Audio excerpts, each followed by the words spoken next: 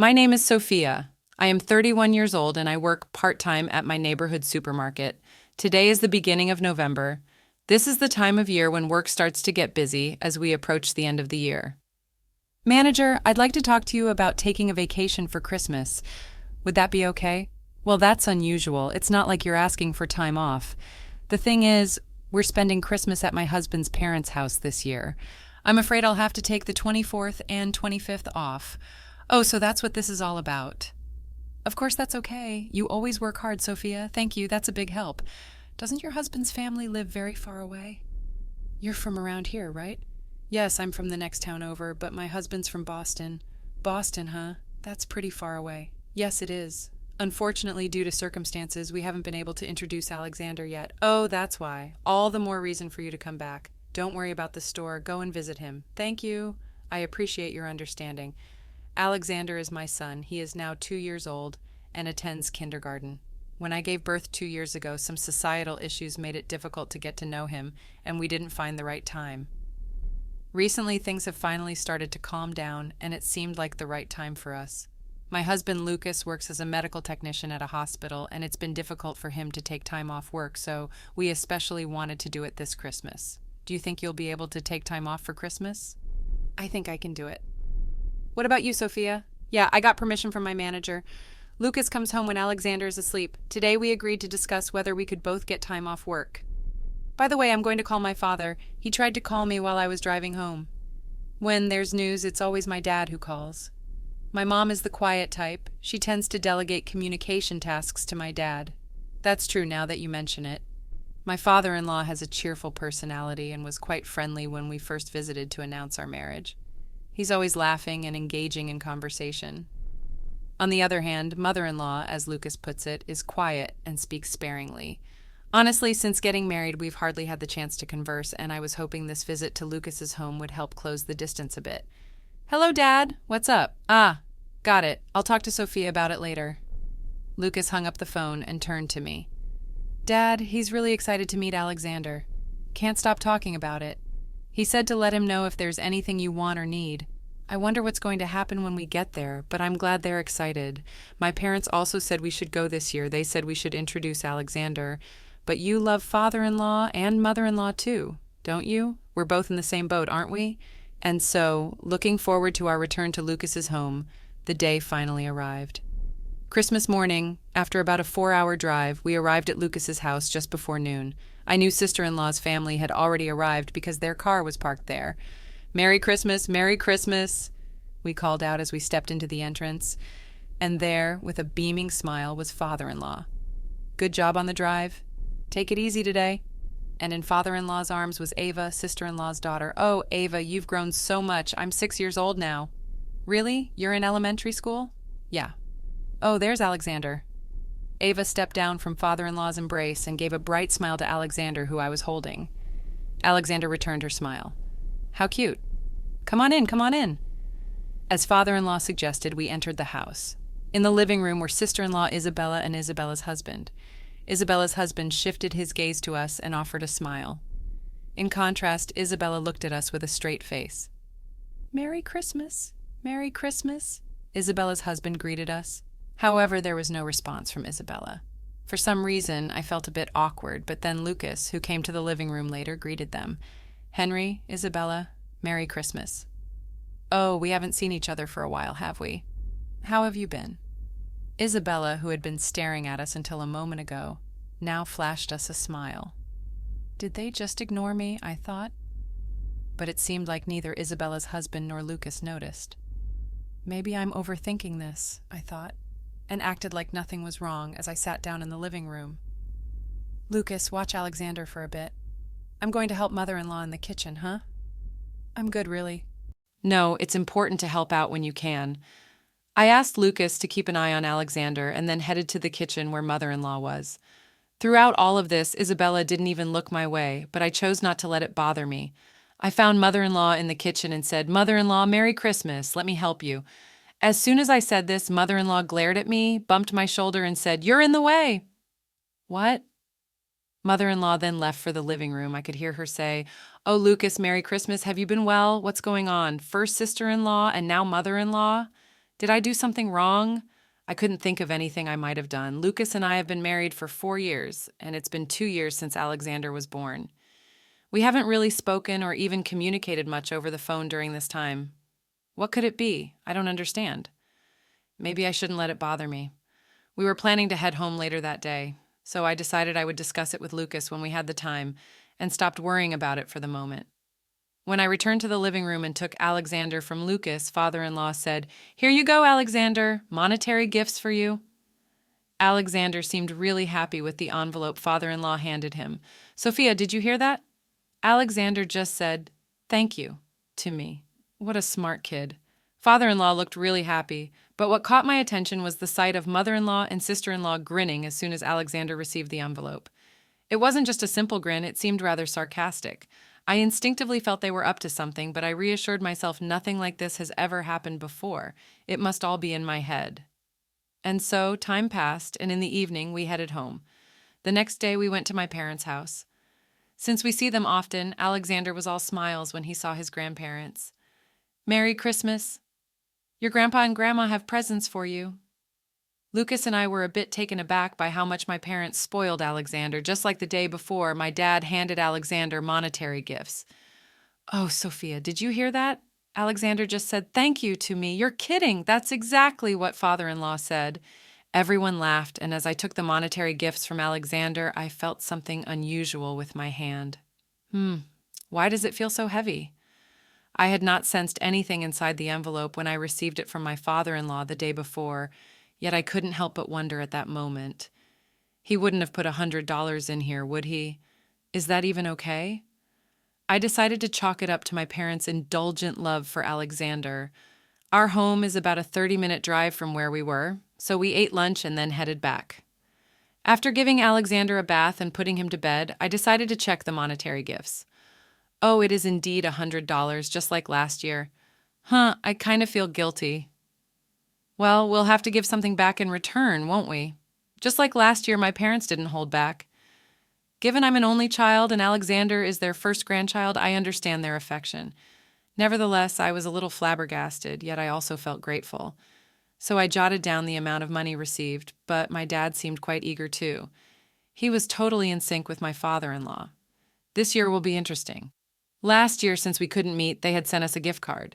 Yes, and the amount on the card was $100. They were thrilled to have a grandson, weren't they? Remembering my father-in-law holding Alexander and talking happily the day before, I continued the conversation and opened the envelope. That's when the unexpected happened. Wait, what? A leaf? There was a single green leaf inside the envelope? I was at a loss for words. Then Lucas, startled by my reaction, exclaimed, "What? A leaf? What on earth is this?" He started to laugh uproariously, but what came to mind at that moment was the behavior of my mother-in-law and Isabella. No way, I thought. Anyway, I'll call them. They'll surely be concerned about this too. Lucas seemed to think it was all a prank, and while laughing, he tried to call my father-in-law, but there was no answer. Oh, they might be in the shower. Let me try calling Mom. Lucas then called his mother. It seemed she answered, and he told her about the leaf. From her surprised reaction, it was clear she was explaining something to Lucas. "Oh, so that's what it was, huh? All right, I'll let Sophia know." "What, you want to talk to Sophia? Hold on a sec." Lucas pulled the phone away from his ear and said, "Mom sounds super apologetic. She says she wants to apologize to you, Sophia. Is that okay?" Sure." While his words were surprising, I reluctantly took the phone from Lucas and picked up the call. Hello?" And just like that, mother-in-law went completely silent. Then I heard a faint familiar laugh in the background that sounded like Isabella. "Hello, mother-in-law? Like I would ever apologize to the likes of you, you poverty-stricken wife. Excuse me? Your children are as poor as a leaf. See ya, paper wife." With those unbelievable words thrown at me, she hung up. At that moment, I realized all the events of yesterday were an act of spite. "What's wrong, Sophia? You seem off." But how could I ever convince Lucas of what just transpired? First, I needed to find out what mother-in-law told Lucas. "Hey, what did mother-in-law say to you?" "Well, it seems like Dad accidentally gave out the gifts that Ava had prepared. Remember how Isabella and her family came over for Christmas first? Dad had prepared some monetary gifts, then Ava said she wanted to help too. Somehow, in the process, she decided to include a leaf from the garden as a bonus. She might have swapped it with the money." "I see. What's up, Sophia? You seem off. I was at a loss for words, being suddenly labeled as a poverty-stricken wife. I've never been through something like this before, and I couldn't find the right words to explain what happened. Actually, But just at that moment, a call came in from my father-in-law. "Oh, sorry, Dad. Maybe he's calling back," Lucas said, putting the phone on the table and switching it to speaker. The phone rustled. "Huh, Dad, did you call by mistake?" "Huh, Lucas?" "Oh, it says Lucas on the phone." "Huh, Ava, is that you?" "Yeah, you got it. It turns out Ava was the one who called back using her father-in-law's phone." "You're going to get in trouble with Grandpa, Ava. That's fine." "I wanted to talk." "Grandpa's in the shower. It's all good. Plus, Grandpa always says we should answer the phone when it rings, so I'm talking for him." "Well, it's nice that Ava is happy to talk on the phone." "This isn't the right time." Perhaps sensing my mood, Lucas said, "Sorry, Ava, we're in the middle of an important conversation." "Oh, really? Well, that's a bummer. Bye, Lucas, and bye, poor auntie." "Wait, Ava, huh? What's up? What did you say at the end?" Both Lucas and I didn't miss what Ava had said at the end. It sounded like she said poor wife because Mommy's grandma also called Auntie poor wife. She just said it earlier, too. Right now, Mom and Grandma are chatting over coffee. "Ava, could you explain to Lucas what you mean by earlier?" "Earlier when Grandma was on the phone." "Yes, so here's the thing. Poor wife once mentioned this to me. It's all about the leaf. Mom used to prepare the leaf with a smile and taught me all about it. She said that for the less fortunate, monetary gifts come down to a single leaf." What?" Lucas looked at me with a baffled expression. All I could do was stay silent. That's when my sister-in-law, who had noticed Ava's phone call, shouted, "Ava!" However, at that same moment, my father-in-law said, "We'll talk about it later." Feeling confused about what was happening, I saw the phone being handed over from Ava to my father-in-law. "Sorry about that. I was taking a shower." Then, when I got dressed and came out, I found Ava saying something outrageous. "So you heard it too, Dad? I'm sorry. Lucas, could you hand the phone to Sophia?" "No worries, Dad. We're on speaker." "Sophia's listening too." "All right. Sophia, was what Ava just said true and those bizarre words were targeted at you?" "Yes, that's right." My father-in-law stammered over his words. Behind him, I could hear my mother-in-law and sister-in-law speaking rapidly and agitatedly as if trying to make excuses. My father-in-law sighed deeply. "I'm truly sorry. Please don't blame Ava. She didn't mean any harm." "No, it's all right. We don't mind at all. Ava's not at fault here. Thank you. I'll follow up on this matter. Isabella's here too. We'll confirm things with her." With that, he ended the call. Lucas then looked at me, apologizing. "I'm really sorry. I have no idea what's going on." He was utterly confused.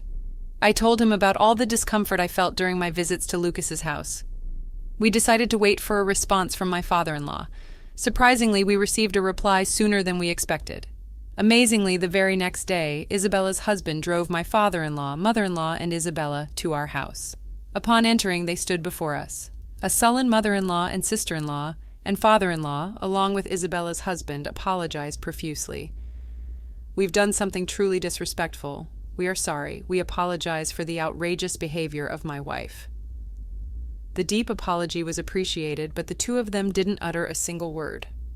After being married for 4 years, I couldn't fathom the reason behind their animosity, even though we rarely met.